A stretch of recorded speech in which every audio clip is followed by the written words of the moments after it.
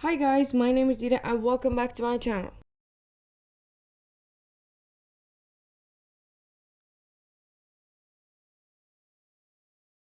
In today's video, I'm going to talk about the books I DNFed since me starting to read. So, I don't have quite a lot, but I could talk about them, why not? I feel like something is wrong about this microphone. So, I haven't DNFed a lot of books because I didn't even read that much. I think I've read 58 books since started reading. No, I actually read more. There are books I've read in 2023 that I don't like to associate myself with. So technically, I've read 60 something books. Fortunately, I've only DNF'd 4 out of the 58 books that I've read. Okay, which is really nice, really good. I feel like that's a great number. 4 is not bad at all. The first book I've ever DNF'd in my life was Once Upon a Broken Heart, which is crazy because everybody loves this book and everybody enjoys this series. It's people's favorite fairy tale of all time. And for me, I feel like I could give this a second chance because I DNF'd it back in 2023. I didn't know nothing about reading. I saw the cover and I was like, I need to read this now.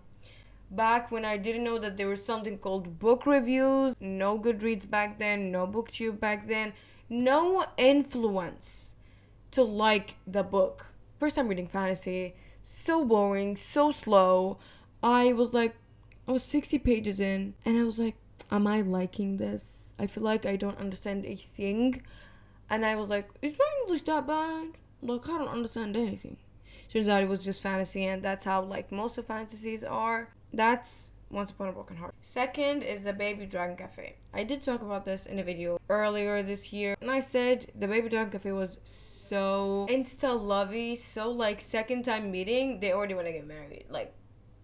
Can you guys show me how your relationship progress? What do you find lovable and likable about this person? Can you make it realistic? And it's not a crush. It's different. It's they already want to get married. They met at night. Okay, they met at night. Woke up the next morning. He went to her cafe and was like, wanna come with me? He didn't say that. I'm exaggerating. He was like, guys, you just saw each other last night. Why do you already want to run away with her?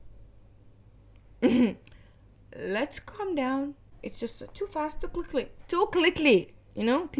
Third is Powerless. I gave this book a fair chance. I think I was 30 or 60% into it, something like that.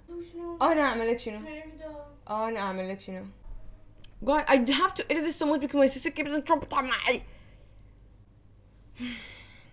It's that I've got really fairly far into the book. I remember the part where she's on stage, she get pulled out or something like that. She was asked to show her powers and I was like, I don't feel like I like the book. Plus, love triangle is one of my least favorite tropes ever. Because I watched one K-drama that is so popular and I ended up choosing the guy who she ended up not choosing, which is a different story, and I hate her for not choosing him. I mean, that guy isn't as bad, but I like that one that she didn't choose, and I was pissed. I was not happy with the way the series ended, and I was like, I'm never associating myself with love triangles again. So many reasons as to why I want to DNF it. It's not like Once Upon a Broken Heart where I was confused, I didn't understand terminology, I couldn't understand what's going on. It's I did understand what's going on, I just didn't like what was going on. Next and the last is the 7-year slip. I think I'm not fully DNFing this. I feel like I could get back to it because I was not in the mood, and I feel like it was also boring. I only DNF books because first, could be surprisingly funny that I didn't see it coming. I don't go, as I said 100 times before, I don't go into books. So guys, I don't even know what I was talking about. I smut. filmed this back in October. But what I meant to say is that I don't go into books knowing that they have smut in them. And if I end up reading a book that had smut in it, I would, one, skip the smut and continue the book. Or two, I would just DNF the book on the spot. It just depends on how the book is going, if I like it or not. Or it has something disrespectful to any sort of people, as in I'm sorry, I'm yapping. This is not the 7-year slip, but I have to say this. The first, like Abby Jimenez's last book, which is Say Remember Me, the draft had alcoholic, misogynistic, what do you call him? I don't know what to call it in English. Zir Nisa. After 3 months of filming the video, I finally found the word. It's womanizer. And he had a family back in his home country, you know? And he, like her boyfriend, his name is Omar and he's Arab. I was like, what in the freaking stereotype is going on?